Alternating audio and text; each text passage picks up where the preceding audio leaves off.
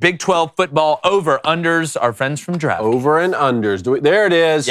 Yep, look at that. Yep, we did this with the SEC, so now we have the 2023 Big 12 win totals brought to you by DraftKings. Use that code BOOSTER. We're doing 2 overs that we like, 2 unders that we like. I went first last time, so David, you want to go first? You want me to go first? Where do you want me to start? Overs or let's unders? go overs. Let's all give our overs, and we'll all give our unders. All right, well, the first one I'm going to start with is Oklahoma State sitting here at 6.5. I put that on social. That was a lot of people are riding the over on that. Mostly because Mike Gundy hasn't won fewer than 7 games since his first season, 18 years ago. So the line right there at 6.5, look, Oklahoma State's always going to be a problem in the Big 12. They won the conference not that long ago. Blaine, I think you have Oklahoma State here as well, right? What do you think about that schedule? Well, it's more about the schedule with me, right? You play the 4 new teams coming into the Big 12. You don't play Texas. You don't play TCU. I don't think you play Tech. So, I mean, at the end of the day, Oklahoma State is always going to be prepared to go play. And I think that with this schedule, you're guaranteed 4 wins. And there's definitely, I could see a 7-8 win team wins by this team. And I wouldn't be surprised by that. I'm more interested to see how their defense plays this year. You lose your starting quarterback, but we all know that guy with the headset over there can definitely sit back and call plays. Well, he's 40 and he is a man. He's a man. And Arizona State's one of your non-conference games. That's not going to be a walk in the park. Central Arkansas. South Alabama. That ain't going to be a walk in the park. Now, that's not going to be a walk in the park. Don't sleep. But 6.5, I don't know. That line just really jumped out to me, and then I had to go and really do some research on the last time Mike Gundy won fewer than 7 games, 18 years, and that includes the COVID year, and that is stripped down schedule. And then, boys, against my better judgment, I'm going to go Central Florida here. Over 6.5, first year there in the Big 12. I think maybe your old boy Gus Malzahn with his quarterback returning. New system going into the Big 12, a little bit different. I think maybe Central Florida can win 7 games. Again, I'm looking at the non-conference games leading into this. So you get Kent State. They're going to get Boise State. They get Boise on the road, though, so that's not going to be a walk in the park. But then you get Villanova at home, and then you go on the road to Kansas State. So that Kansas State game is going to be very interesting there, where Central Florida goes on the road. But no Texas on the schedule. Blaine, like you were talking about, there's one bullet that you dodge. You do have to go on the road to Cincinnati. How good are they going to be? Emory Jones starting at quarterback, Satterfield coming in now for Luke Fickell. So, I don't know. That was another line, Central Florida, 6.5. Yeah, look, when I was looking at this was tough for me. I'm not going to lie, because you do have the new teams, and it gets weird when you have new systems in year one, new head coaches, new play callers going into a place. The 2 I picked are both in the same state. I like Kansas State over 8.5 wins. Yes. Because I know they lost Deuce Vaughn. I know they lost Kurt Warner's son, the wide receiver, the little witch. But they do return guys up front, and I like Will Howard. I like their quarterback. If he improves as a thrower just a little bit, I think this offense could be very potent. But I like the physicality. Over 8.5 wins, I think they get to at least 9. Obviously, I'm taking that over. I wouldn't be shocked if they got to 10. And then Kansas returns 10 of 11 starters on offense, including quarterback Jalen Daniels. I love what they've done, as a team over there since Coach Leopold took over. They shocked the world last year, almost beat Arkansas in the Liberty Bowl. They got them at 6.5 wins, and I look at the schedule. It's not the easiest schedule in the Big 12, but I think they're going to score enough points in some of these games to be able to edge it out. I think they get to 8 wins, boys. I think Kansas gets to 8 wins because I believe it. Look, the defense was not good last year. We know that. It's going to be tough for them to be any worse, but I think the offense will be even better. Jalen Daniels can stay healthy. I'm going to take Kansas State over. I'm going to take Kansas over. Pretty interesting time there. I like both of them, and I'm not going to make the same mistake I did last year on Kansas State, and I'm starting to think I may have them repeat as Big 12 champions, but we'll get to that, I think, later in July. And then Jalen Daniels is going to be one of the best quarterbacks in the league. I really like his game, man. I really like his game. Mine, I had Oklahoma State as 1, and it was mostly based off who they have in their schedule, especially sitting there at 6.5. My second one was Baylor. I look at Baylor at 1. Your game, you have Texas State, Long Island University. You have Texas at home. You do have Utah week 2. But you bring back Blake Shapen, your quarterback. You bring back your leading rusher. You bring back some guys up front. And your defense was obviously your letdown last year. And do you believe in Coach Aranda and what he believes in? That's believe in playing a great defense. So I think that's going to bounce back. I see 8 to 9 wins on this schedule. You have Texas at home, which is big for me.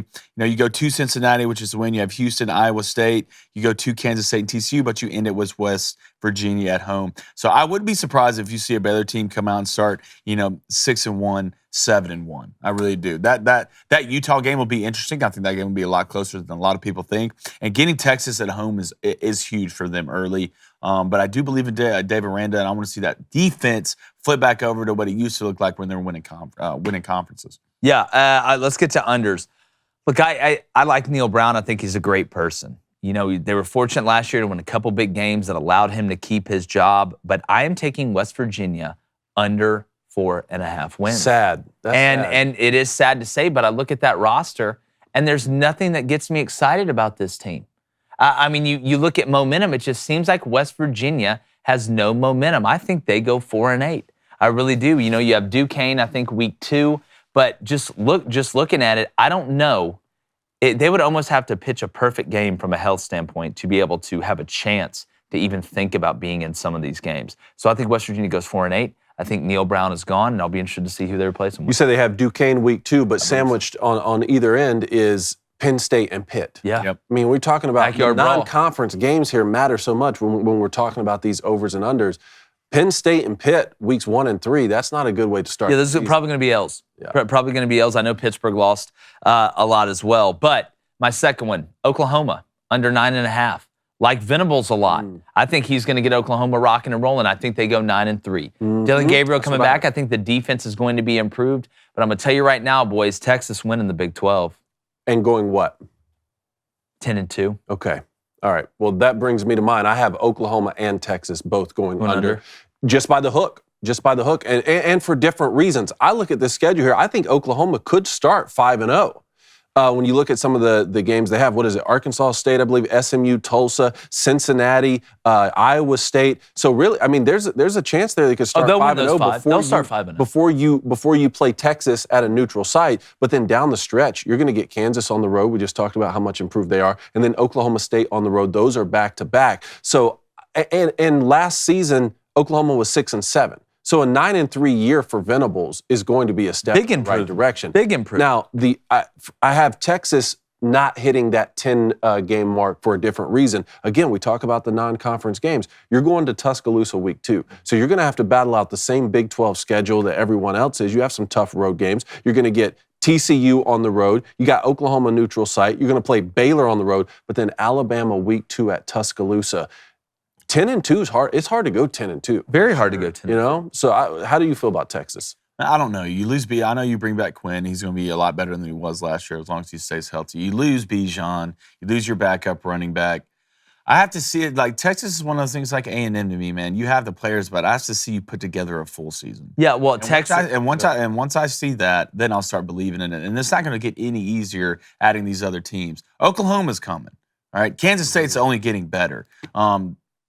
Kansas might be a problem the next couple of years. So if you're going to do it right now, it better be quick, especially until you take that trip on down to the South. Yeah, and I'm not. Nobody's going to be able to do what Bijan Robinson did. Whoever you put back there. But you had a young offensive line last year, who's pretty much all of them are coming back. That's huge. Quinn was hurt for most of last year, as we remember.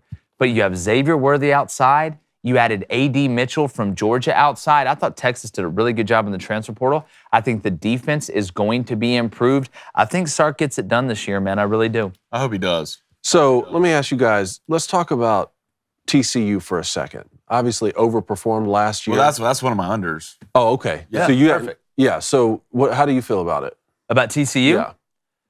Again, when you lose, and Chandler Morris, okay, Chad Morris's son, I'm not going to make a verdict on it yet because I got to see him. He could be everything that everybody else is talking about. But you lose Quentin Johnson.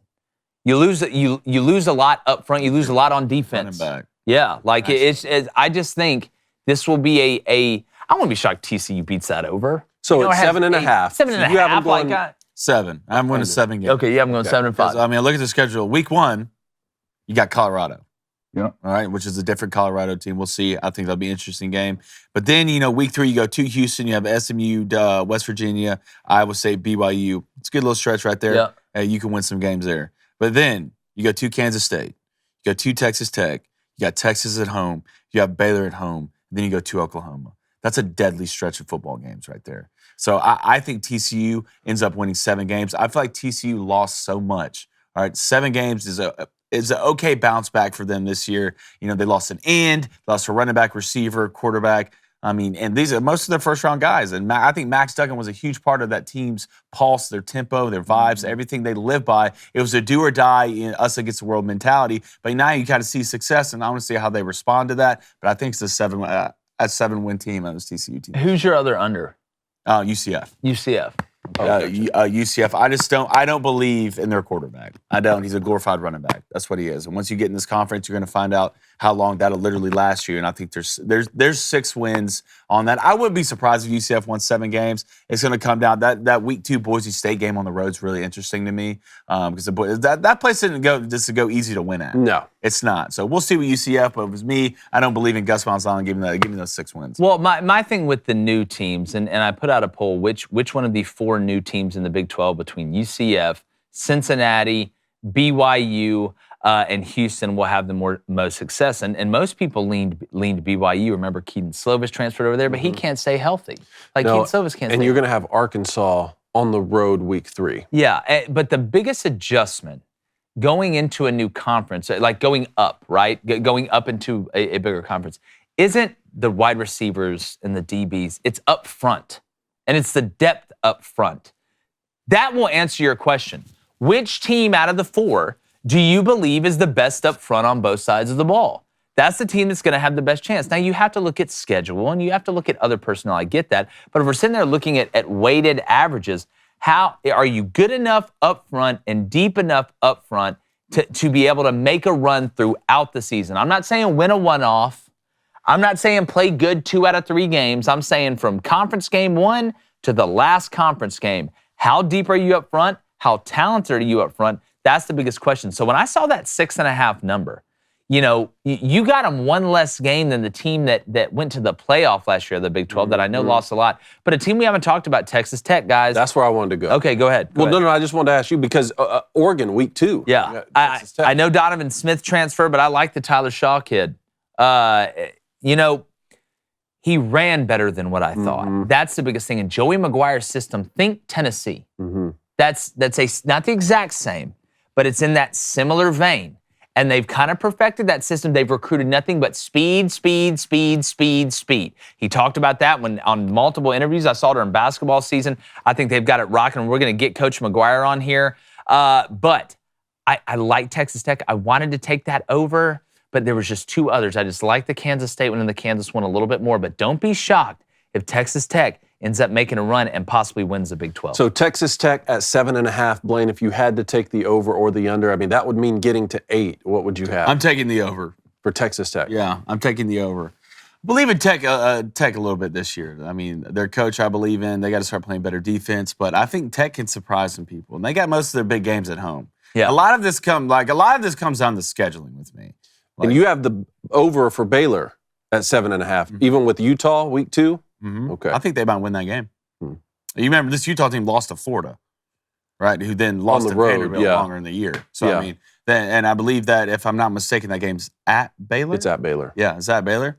Baylor has 4 home games in a row. I'm telling you. Dude, shout out to Utah for scheduling people during the non-conference. You're playing Florida and Baylor? I love that. I mean, look. I'm not scared of anybody. No, not at all.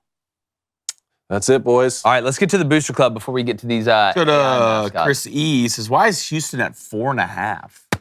They lost a lot. You lost Clayton Tune. I mean, you didn't have a good year last year. I mean, look, Dana's going to hit 1 out of 3 or 4 years. That's what he's going to do. But I think in the long run, out of these 4 teams, Houston, from where they're at, from their recruiting base, is going to be a problem in the Big 12. Now, a lot of people asked about Cincinnati. Hadn't talked a lot about Scott Satterfield and all they lost. I think they may be a dumpster fire. A dumpster fire.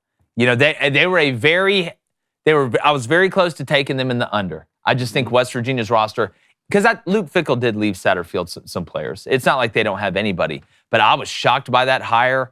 I would take Houston in the long run over Cincinnati. So here's Satterfield. What was Houston's 4.5? 4.5. Yeah. So the non-conference UTSA week 1. It's not a walk in the park. That's a good football team. Then you go to Rice. All right. Then you get TCU home, and then Sam Houston So Which that's not, I'm telling you right now, Sam Houston is not, that's not just showing up and rolling your helmet out and winning either. but if you win 2 of those 3 in the non-conference, you'd have to get to 3 Big 12 wins Yep. in your first year. Where are they coming from? Yeah, I mean, that's a good question. You go to Texas Tech. You That's do get close. West Virginia at home. That's Okay. one. That's I mean, a heavy You sneaky get possibility. Texas at home. You go to Kansas State and Baylor back-to-back on the road. Cincinnati at home. Okay. That's another Okay. Oklahoma State at home. And then you go to UCF. Can you beat UCF or Oklahoma State? That's what it's going to come down to if you're going to hit that over. That's why that hook's at 4.5. Mm-hmm. All right, let's go to Alan Crew. When's the last time Texas has won 10 games? Man, I need Yeah, to they look hadn't that won the up. conference in a decade. Yeah, Hold on, which let me is look it up. shocking. But look, it's just all trends. You know, they say records are meant to be broken. Some aren't. You know, nobody's breaking DiMaggio or Cal Ripken's record, but most are. Trends end, right? Right? It gets bucked. It's cyclical. Sports are cyclical, right? College football's cyclical. So I think Texas right now is poised from a roster standpoint. They've had more continuity than they've had in a long time. You've got a lot of pieces in the right place. You're now talented and experienced up front on the offensive line. And I think the defense is going to be a little bit better. And the Big 12 lost a lot, right? We talk about the SEC not returning a ton of quarterbacks. Big 12, they're not. It's not much. Who's all returning? You got Will Howard returning, which, you know, he Baylor, split Blake time with Shapen. Adrian Martinez. You have Shapen returning. The Tyler Shug guy, you know, Donovan Smith played too. I really wouldn't call it that. But if we're talking like full-time starters coming back, there's not a lot. There just really isn't. Really outside of the Pac-12, Gotta be the honestly, there's not a lot. Pac-12. All right, so Texas hasn't won the Big 12 since 2009. So it's That coming is up on, what, 15 ridiculous. season there, something. 1, 2, 3, Can we just 4, call it a spade? 5, That's 6. embarrassing. Oklahoma won it 6 straight years from 2015 to 2020. That's like having the best race car and you can't win a race. But on the 10 wins question, Tom Herman won 10 games for Texas in 2018. Beat Georgia in the bowl Okay. game. That was in that that was Ellinger? the Sugar Bowl. Yep. yeah. 4. So that's 5 seasons ago. Other than that 1 10-win season, they haven't done it since that 2009 season, which I believe they played Alabama in the national They're championship due. that year. Tell you, man, you got too much money not to They're win due. 10 games. Yeah, I agree. Hey, YouTube, if you're watching this, we're already dealing in great sports takes. So make sure you subscribe, make sure you follow us on all social medias, and we do a live show every weekday morning, 7:30 a.m. to 9 a.m. Eastern. I think you guys will really enjoy it with the live chat, live call-ins, a lot of fun as well. A little bit different than what you're used to from certain networks.